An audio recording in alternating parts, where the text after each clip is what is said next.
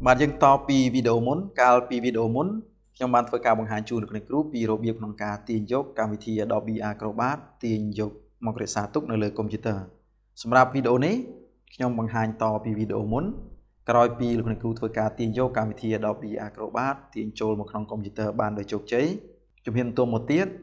យើងចូលទៅពន្លាយើងចូលទៅស្វែងរកកម្មវិធី Adobe Acrobat ហើយយើងពន្លាក្រោយពីពន្លា file ហើយយើងធ្វើការដំឡើងកម្មវិធី Adobe Acrobat ចូលទៅក្នុងកុំព្យូទ័រតើយើងចាប់ផ្ដើមទៅស្វែងរកទាំងអស់គ្នាសម្រាប់ខ្ញុំងាយស្រួលរកទេដោយសារតែខ្ញុំរក្សាទុកនៅលើ desktop បាទនេះ file ដែលទាញយកមិញតើជំហានបន្ទាប់មកទៀតយើងពន្លា file ដើម្បីពន្លា file បានយើងគ្រាន់តែមកស្ដាំនៅលើ file Adobe Acrobat យើងទៅមកទៀត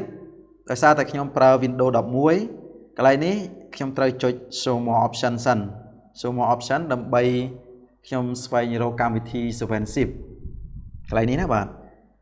កម្មវិធី 7zip នេះគឺកម្មវិធីជំនួយក្នុងការពន្លា file ជាប្រភេទ file RAR ឬក៏ជាប្រភេទ file zip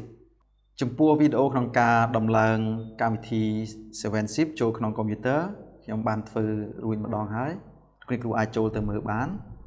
បាទជំហានបន្ទាប់មកទៀតលោកគ្រូគ្រាន់តែចង្អុលចំ 7zip ហើយយើងមើលមកខាងស្ដាំយើងរើសយក extract to គឺឈ្មោះនេះគឺឈ្មោះកម្មវិធីយើងមិញបាទយើងចុចលើ extract to នេះមកបាទកន្លែងនេះទាមទារ password ឬក៏លេខសម្ងាត់នេះកាលពីវីដេអូទី1ខ្ញុំបានបង្ហាញជូនលោកគ្រូរួចហើយពេលដែលយើងមុននឹងយើង download យើងឃើញមានពាក្យ password នៅខាងក្រោម password គឺ1 2 3ដូច្នេះយើងវាយចូលមកបាទ1 2 3យើងអាចចុច show password បានដើម្បីមើលបញ្ជាក់ម្ដងទៀតថាយើងវាបញ្ចូលត្រឹមត្រូវឬក៏មិនត្រឹមត្រូវបាទតទៅមកទៀតយើងចុច OK រងចាំបន្តិចដំណើរការនៃការពន្លា file Adobe Acrobat យើងកំពុងតែចាប់ផ្ដើម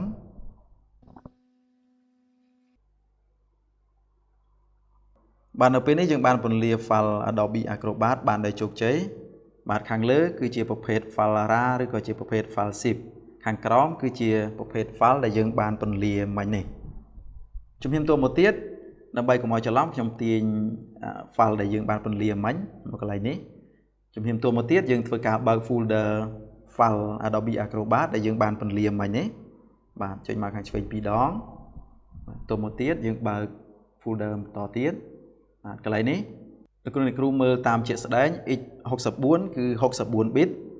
ចំពោះ x86 គឺសម្រាប់ Windows 32 bit តើយើងដំឡើងទាំងអស់គ្នាមកខ្ញុំដំឡើង x64 set up យើងចូលទៅកាន់ set up កន្លែងនេះយើងចុចលើ set up ទៀតចុច yes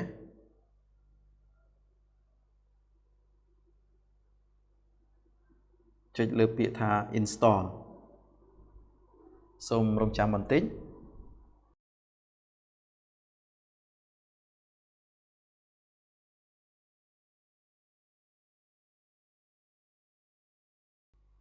ជំហានបន្ទាប់មកទៀតសូមលោកគ្រូចុចលើពាក្យថា finish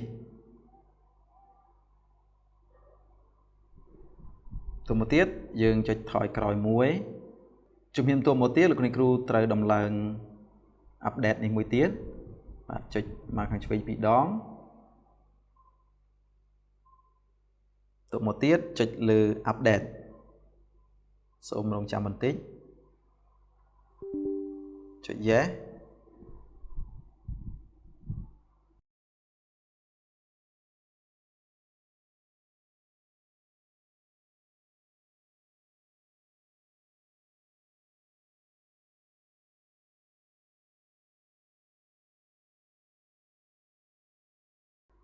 បាននៅពេលនេះយើងបានធ្វើការ update Adobe Acrobat បានដោយជោគជ័យជំហានបន្ទាប់មកទៀតសូមលោកអ្នកគ្រូចុចលើពាក្យថា finish នេះមកជាការស្រេច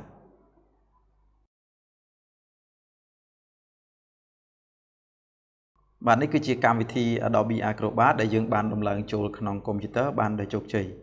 បាទអរគុណច្រើនចំពោះវីដេអូក្នុងការបង្ហាញពីរបៀបក្នុងការដំឡើងកម្មវិធី Adobe Acrobat ចូលទៅក្នុងកុំព្យូទ័រគឺមានតែប៉ុណ្្នេះទេ បាទសូមអរគុណជួបគ្នានៅវីដេអូក្រោយបន្តទៀត